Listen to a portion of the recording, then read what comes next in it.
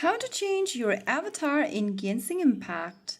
Hello everyone, welcome back to another video from Tech for Gamers. If you are looking for a way to change your game avatar in Genshin Impact, first of all launch the game open and then make sure that you are inside the lobby screen or the game, and then go to the upper left corner and tap on your Paimon icon. It will take you to this page where you can simply tap on your current avatar at the top left and select a different avatar that is available.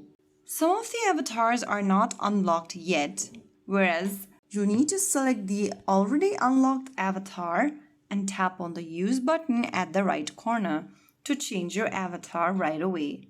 You can also select avatar frame if available. If you want to unlock other avatar frames, then you'll need to complete the Valiant Chronicles challenge to obtain them.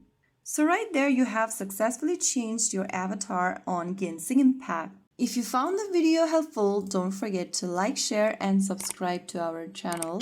I will see you again in the next video. Stay tuned and thanks for watching.